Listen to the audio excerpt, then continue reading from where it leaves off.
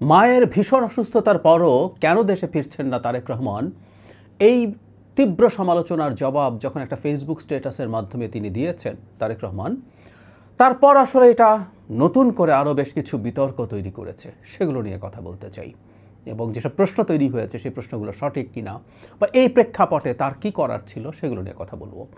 তার আগে এটুকু হয়তো আপনারা খেয়াল করেছেন সবাই, সেটা হলো বেগম খালেদা জিয়ার অবস্থা স্থিতিশীল আছে, অ্যাটলিস্ট অবনতি হয়নি, স্থিতিশীল আছে। এবং তিনি যদি এরকম স্থিতিশীল থাকেন এবং আস্তে আস্তে কিছুটা উন্নতি করেন, আমরা খবর এটা পেয়েছি যে তাকে লন্ডনে চিকিৎসার জন্য নিয়ে যাওয়া হবে। আমরা জানি 5 আগস্টের পরবর্তী সময়ে তিনি লন্ডনে গিয়েছিলেন চিকিৎসার জন্য। উদ্দেশ্য ছিল লিভার ট্রান্সপ্লান্ট করা যায় কিনা সেই ইভ্যালুয়েশন করা, এবং জানানো হয়েছে সেটা সম্ভব না, তার বয়স এবং যে পরিস্থিতি আছে এটা আর হচ্ছে না। আমরা খুবই এক্সপেক্ট করব, বারবার বলছি, বেগম খালেদা জিয়া যত বেশি দিন সম্ভব আমাদের সাথে থাকুন, বিশেষ করে আমাদের এই ডেমোক্রেটিক ট্রানজিশনের টাইমটাতে যে টার্ময়েলের প্রবাবিলিটি আছে, সে সময় তার মতো একজন অভিভাবক যাকে অবিশ্বাস্যভাবে প্রত্যেকটা দল মতের মানুষ সমর্থন করে, পছন্দ করে। এমনকি আওয়ামী লীগও মনে হয় তাকে এখন পছন্দ করবে, কারণ 5 আগস্ট পরবর্তী সময়ে পূর্ণ সুযোগ থাকার পরও প্রতিশোধ নেয়ার কথা বলা দূরেই থাকুক, ন্যূনতম বক্তব্যেও তিনি দেখাননি তাদের প্রতি কোনো রাগ ক্ষোভ আছে। অসাধারণ স্টেটস পারসন হিসাবে তিনি ওই সময় নিজের পরিচয় দিতে পেরেছিলেন। যাক, মূল আলোচনায় আসি। তারেক রহমানের দেশে ফেরা এবং তার যে জবাব, সেটাকে কেন্দ্র করে অনেক রকম প্রশ্ন নতুন করে হাজির হয়েছে। সরকার রেসপন্ড করেছে, কেউ কেউ তার এই বক্তব্যকে ধরে নতুন প্রশ্ন তৈরি করে এটা বোঝানোর চেষ্টা করছেন যেন তারেক রহমান যদি এই দেশের হাল ধরেন আমাদের সমূহ বিপদ আছে। তিনি আমাদের মনে থাকার কথা, গ্রোসলি তিনি যে কথাগুলো বলেছিলেন আসলে সেটা হচ্ছে তিনি দেশে আসার ক্ষেত্রে এটা তার সুযোগ অবারিত নয় এবং এটা তার একক সিদ্ধান্তের উপরে নির্ভর করে না, এবং তিনি এটাও বলেছেন যে এটা খুব বিস্তারিত কথা বলার স্কোপ নেই। এটা মানতে আমরা প্রস্তুত আছি। তার এই বক্তব্যের মধ্যে অস্পষ্টতা আছে এবং এই অস্পষ্টতার পরিকল্পিত, এটা একটা রিটার্ন স্টেটমেন্ট, এটা কোনো হঠাৎ করে আসা একটা প্রশ্নের জবাবে তিনি মুখে বলে ফেলেছেন তা না। একটা রিটার্ন স্টেটমেন্ট মানে পরিকল্পনা করে এটা লেখা হয়েছে এবং অতটুকুই বলতে চেয়েছেন। ইনফ্যাক্ট তাকে রেসপন্ড করতে হতো, কারণ মা মৃত্যুপথযাত্রী, এমনকি তিনি আমাদের মাঝ থেকে চলে যেতে পারেন এই প্রবাবিলিটি আছে। সেই প্রবাবিলিটিতে তার সন্তান কেন আসছে না, এটাকে ঘিরে একটা নোংরা রাজনীতি শুরু হয়ে গিয়েছিল। সুতরাং তাকে এটা অ্যাড্রেস করা আসলে দরকার ছিল। কিন্তু হ্যাঁ, সেই প্রশ্ন আসতেই পারে, কেউ বলতেই পারেন যে উনি অ্যাড্রেস করে নতুন ঝুঁকি তৈরি করলেন কিনা, কারণ এই ধরনের নতুন নতুন প্রশ্ন আসলো।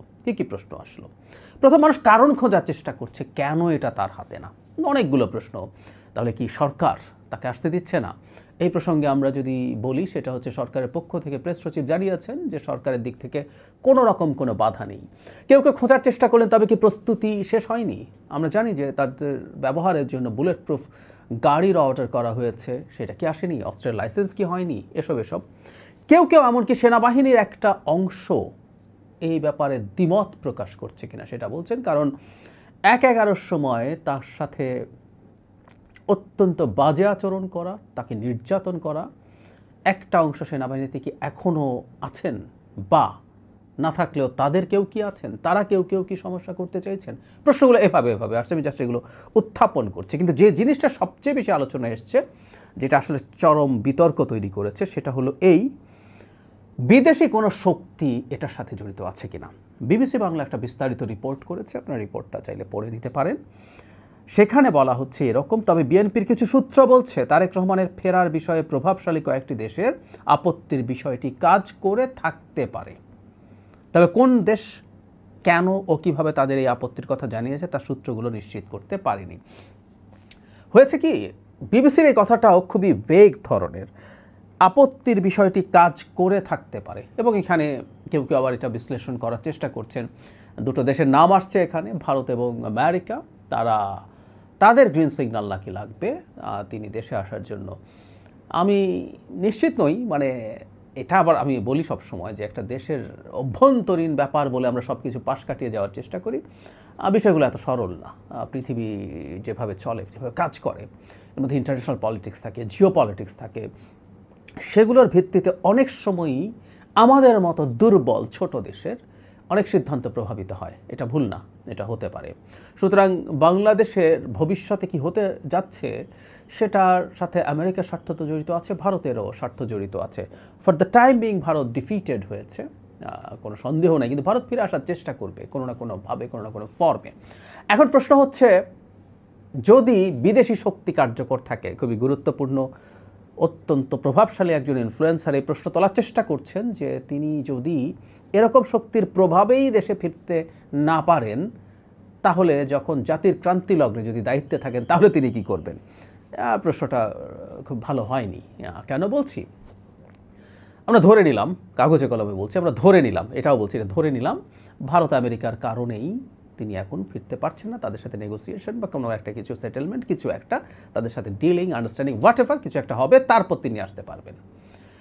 একটা মানুষ যিনি রাষ্ট্রের ক্ষমতায় নেই, যিনি জাস্ট এই মুহূর্তে একটা দলের প্রধান এবং সরকার অন্য একটা, যে সরকার অনেক ক্ষেত্রেই কোনো কোনো দেশের ভালো প্রভাব আছে সেই সরকারের, বিশেষ করে আমেরিকার প্রভাব আছে বলে তো আলাপ আছেই, তো সেই সরকারের সময়ে তিনি যখন আসতে পারছেন না, তাদের সাথে নেগোশিয়েট করতে হচ্ছে, তাদের সাথে কথা বলতে হচ্ছে, তাদের সাথে এক ধরনের ব্যাকফুটে থেকে আলাপ করতে হচ্ছে, কারণ তিনি দীর্ঘ সময় ধরে দেশের বাইরে আছেন, দীর্ঘ সময়, 16-17 বছর হয়ে গেল। সেই মানুষটা যখন প্রধানমন্ত্রী হবেন, বাংলাদেশের নির্বাচিত প্রধানমন্ত্রী হবেন, এবং বিএনপি একটা ভূমিধ্বস বিজয় পাবে, নিশ্চিত থাকতে পারি আমরা। মানে অনেকে জামাত আর ইসলামী দলটল মিলে একটা খোয়াব দেখেন, সরকার গঠন করে ফেলতে পারে, সরকার গঠন দূরেই থাকুক, তারা রেসপেক্টেড নাম্বার, মানে মোটামুটি কাজ চলবে, সম্মানজনক একটা সিটও তারা পাবে বলে আমি মনে করি না। যাই হোক, সেই ডিবেটে ঢুকছি না।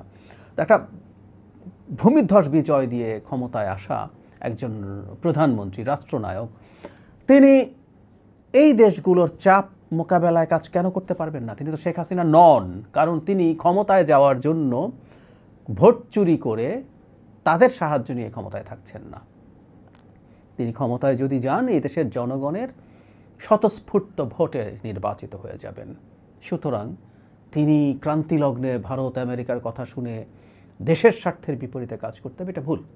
তবে আমি সবসময় যেটা বলি, গণতান্ত্রিক সরকার হলেও বড় দেশগুলো তাদের প্রভাব বিস্তারের চেষ্টা করে। সুতরাং ওরকম কিছু যদি হয়েও থাকে, সেটা ভবিষ্যতে কোনো সমস্যা তৈরি করবে না। আর এটা একটা ফ্যাক্টর কিনা আমি যদি সেই আলোচনায় যাই, আমার কাছে মনে হয় না। আমি ব্যক্তিগতভাবে মনে করি কোনো বিদেশি রাষ্ট্রের প্রভাব, মানে ভারতের কোনো প্রভাব এখানে থাকতে পারে বলে আমার মনেই হয় না। আর যদি ভারত তারেক রহমানের আশা পেছাতে চায়, এটাও তার একটা পজিটিভ ব্র্যান্ডিং। ভারত যাকে ঠেকাতে চায় তিনি সহি লোক, তিনি এই রাষ্ট্রের স্বার্থে কাজ করবেন, জনগণের স্বার্থে কাজ করবেন, এটা শিওর। তিনি ভারতের স্বার্থের বিপরীতে দাঁড়াবেন, এটা শিওর। সুতরাং তারেক রহমানকে যদি ভারত বাধা দিয়ে থাকে, আমি জানি না কীভাবে দেবেন, সেটা আমি পজিটিভ বলেই দেখতে চাই। এমনকি আমেরিকাও যদি তার সাথে কোনো না কোনো ইস্যুতে কোনো আন্ডারস্ট্যান্ডিং বা ডিলিংয়ের চিন্তা করে, সেটা যদি রাষ্ট্রের কথা মনে করে তিনি দূরে থেকে আমেরিকাকে নাকশ করে থাকেন ফর দ্য টাইম বিং, সেটাও পজিটিভ। তিনি দেশপ্রেমিক, এভাবেই প্রমাণিত হয় ব্যাপারটা। যাই হোক, আমি মনে করি না এই দেশগুলো এখানে একটা ফ্যাক্টর হিসাবে কাজ করেছে। আর তিনি যেহেতু বলেননি, আমিও আসলে খুব বেশি স্পেকুলেট করতে চাই না। এবং উনি বলছেন যে এর মধ্যে আসলে সম্পূর্ণ তার হাতে নেই, এর মধ্যে আরও অন্যান্য ইস্যুস আছে, কম বেশি নানান কিছু থেকে থাকতে পারে। হলেও সেটা আমি আশা করি তিনি ওভারকাম করতে পারবেন, এটা হলো সবচেয়ে বড় ব্যাপার। আর এই ধরনের প্রেক্ষাপটে তিনি দীর্ঘদিন দেশে নাই, নানান রকম সেন্টার অফ পাওয়ার্স আছে দেশের ভেতরে, দেশের বাইরে, তাদের সাথে যদি কোনো না কোনো ফর্মে তার যেভাবে আসা সেটা নিশ্চিত করার জন্য আলাপ আলোচনা যদি চলে, সেখানে যদি কিছু না কিছু ক্ষেত্রে কোনো না কোনো ফ্যাক্টর কাজ করে থাকে, সেটা নিশ্চিতভাবে তিনি ম্যানেজ করে আসবেন। আর আমরা আবারও বলছি, এটা আমরা মনে রাখবো, এটা আমাদের মনে রাখতে হবে, সেটা হলো ক্ষমতায় যখন একজন মানুষ চলে আসবেন, তিনি যদি সত্যিকার অর্থে দেশের ভালো করতে চান, তিনি যদি চান দেশটাকে ভালো করবেন এবং পরবর্তীতেও নির্বাচনের মাধ্যমে ক্ষমতায় থাকতে চাইবেন, হাসিনার মতো ভোট চুরি করে ক্ষমতায় থাকবেন না, তাহলে তিনি রাষ্ট্রের স্বার্থে কাজ করতেই পারেন। সেটা তার জন্য মোটেও অসম্ভব কিছু হবে না। আর এছাড়া অন্যান্য ইস্যুগুলো তো আছেই। নিরাপত্তা নিয়ে তার ক্লিয়ার একটা গ্রিন সিগন্যাল প্রয়োজন হতে পারে, যেটা নিয়ে স্পেকুলেশন অনেক বেশি। এটাও আমার কাছে মোটা দাগে সঠিক কারণ মনে হয়। আমি গত ভিডিওতেই বলেছি, গতকাল অনেকে বলছেন তিনি এসে সব ঝুঁকে নিয়ে চলে আসুক। উনি সুইসাইড করার কোনো মানে নাই।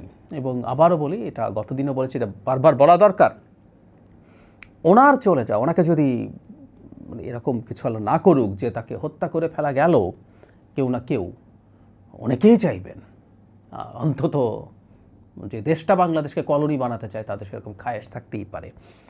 বাংলাদেশকে দীর্ঘ মেয়াদে একটা অস্থিরতার মধ্যে নিয়ে যাওয়া সম্ভব, এবং সেই অস্থিরতায় বিএনপির মতো দলটা ভেঙে যাবে, খুব সম্ভাবনা আছে তিনি যদি না থাকেন। এবং মাথাচাড়া কারা দেবে আমরা বুঝতেই পারি। বাংলাদেশে একটা মোটামুটি ডান আর অতি ডানরা মিলে বাংলাদেশের মাটি দখল করবে, এবং এই প্রেক্ষাপট তৈরি হলে ভারত বলে আর অন্যান্য অনেক দেশের কথা বলে তাদের ইন্টারভেনশনের সুযোগ বেড়ে যায়। সুতরাং তারেক রহমান, আবারও বলি, আমাদের কাছে বাইরে থেকে মনে হচ্ছে যে তিনি সঠিক সিদ্ধান্ত নিচ্ছেন না। আমি বহুবার এই প্রশ্ন শুনেছি 5 আগস্টের পরবর্তী সময় থেকে। তার কাছে তথ্য আমাদের চাইতে বেশি আছে, সো আমরা তার উপরে রিলাই করতে চাই। আমি রিলাই করি সব কিছু নিয়ে, সব ওজন নিয়ে, কারণ তিনি প্রত্যেকটা সিদ্ধান্ত যখন নিচ্ছেন, খালি মায়ের ব্যাপার না, তিনি যখন এমনি আসছিলেন না তখনই প্রচুর সমালোচনা হয়েছে।